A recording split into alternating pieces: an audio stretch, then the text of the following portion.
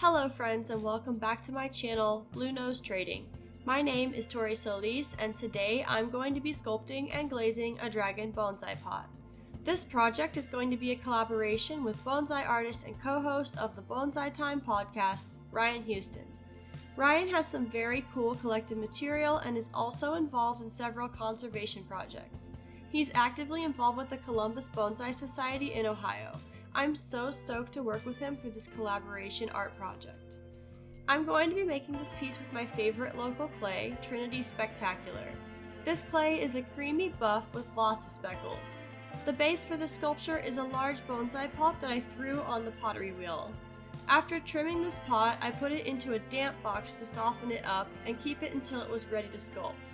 A damp box is super helpful to keep my work damp until I have time to get to it. If you'd like to learn how to make a damp box for your work, you can check out my video here. Before I get started on making the dragon, I'm going to add feet to this pot. I like to have my pots with dragons lifted up a bit to help give me more room for sculpting. To make attachments, I use a needle tool to scratch or score the surfaces where the connection will happen. I then add slip, which is essentially a clay mixture with lots of water to act as a binding glue between the connections. This basically fuses the sculptural pieces to the pot. It's very important that the pieces on either side of the connection are of a similar level of dryness. This is why the damp box is so helpful. It helps even out the moisture levels in the pot before sculpting. I'm also keeping damp paper towels around the rim of this pot to keep them from drying out as I sculpt. If the rim is allowed to dry faster than the rest of the piece, there's a good chance a stress crack could form down the side of the pot. This is especially true in this case, where the pot is pretty large and the weight of the sculpture is also exerting a pressure on the pot's walls. This piece will be slow dried, sitting on a piece of hardy backer, wrapped up in plastic for at least 2 weeks, probably longer, until it's completely unquestionably dry. The hardy backer is excellent at pulling out moisture. I keep the bottom of the pot on the board of hardy backer so the moisture can escape. It's good for the moisture to leave out the bottom, as the bottom of the pot would dry the slowest otherwise. Normally, one would flip the pot over, but because of the dragon, I can't flip the pot over. The absorption of water out through the bottom also helps prevent the plastic from building up condensation, which can sometimes make a mess of finer sculptural or textural details. This leaves a steady, even slow dry as the solution for me in this case. The inspiration for this dragon revolves mostly around a particular texture effect and color that I've been playing with recently. It involves a turquoise glaze with a toasty line and a pitted crater texture effect. I've been using this glaze and clay combination in a lot of different ways throughout my work over the past few years. It's often one textile, texture, or technique that can inspire the entire vision for a dragon pot. I actually have a few more dragon concepts in mind that I need to make, but that's another video or two for another day or two. This dragon is a drake, so he is a wingless, four-legged dragon. The term drake is mostly used in American and European lore, though not exclusively. This dragon's design is meant to pull from the body styles and forms of American drakes, with my own personal wildness in the mix. I sculpt intuitively, so for the most part, outside of some vague idea about the number of limbs and some texture and color concepts, I didn't have an exact plan for this dragon. I mostly felt the piece out of the clay with my hands as I went. I like to leave myself open to make in-the-moment choices when I'm sculpting. The back legs tend to be the most challenging part of the dragon for me to make. It's hard to decide how they should go onto the pot and how they should connect to the pot. In most cases, my dragons are clinging onto the pots.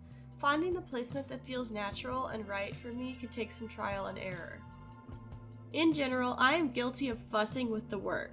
I use a set of dental tools and tiny paintbrushes to refine the details in my sculpture, and I can work on this for hours.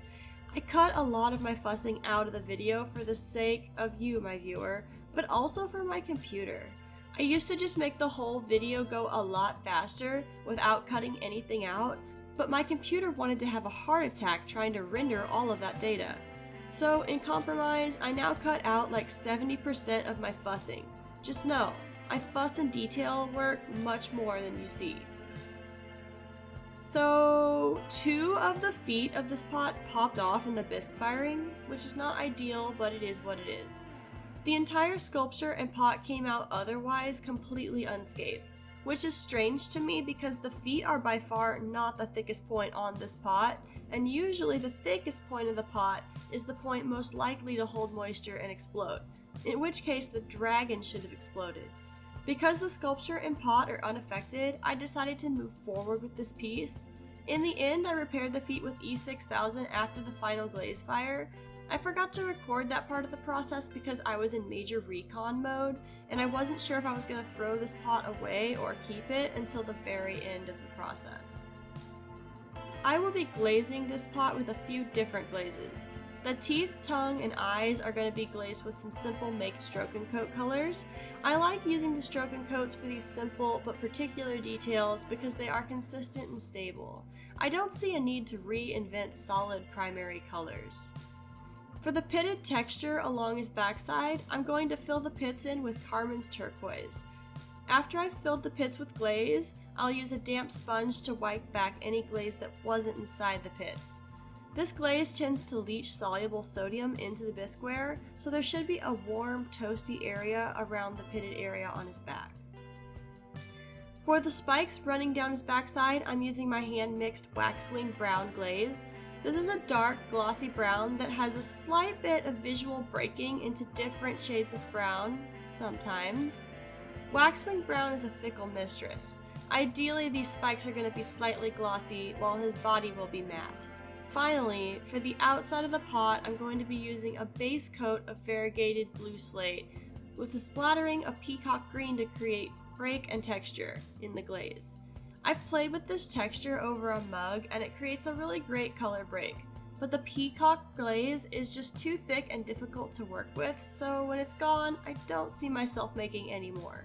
This pot came out with a vibe that I would describe as rugged. Overall, I really enjoyed the design. The detail work and texture on the dragon came out exactly as I was hoping they would. Not a single spike, tooth, or toe was lost during the entire process.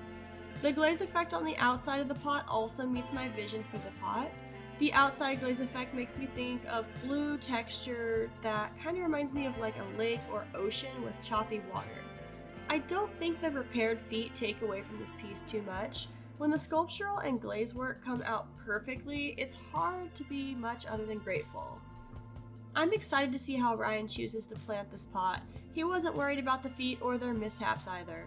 Perhaps he can find a tree with a similar rough cut character element to fit this pot. I think this pot feels made for something wild, something imperfect, and something with a little grit. It's fun to work on these sorts of alternative creative projects with other artists. Regardless of where the work could go, it's great to know the work is getting done. This dragon's name is Spike. I think it suits him well. He seems to be like a dragon who is proud, resourceful, and mildly indignant. Like, Spike would eat you, probably, if he was hungry, or if you were particularly annoying, though he prefers to mostly eat fish. He's a master swimmer. He can't breathe underwater, but he can hold his breath for several hours. He doesn't live in the water, but he definitely would live somewhere near a body of water where he could access his favorite food. He can climb nearly any surface or angle. Cliffsides, trees, caves, nothing is out of the question. He's very fast, lizard-like. He can lift up his spikes or fold them down for various displays or for reasons of stealth or hydrodynamics. If you'd like to stick around and see how this collaboration project turns out and whatever other shenanigans I find myself in, be sure to subscribe to my channel, Blue Nose Trading, for a weekly art video every Friday. If you'd like to help support my channel and gain early access to all my videos and podcast episodes, become a patron of my work at patreon.com/BlueNoseTrading. For all of my current available ceramic work, you can visit my website, BlueNoseTrading.com. Buying a pot helps me keep my lights on and keep this channel going. Thank you so much for tuning in this week. Remember that you have great ideas that are worth exploring. Drink lots of water, and I will see y'all next week.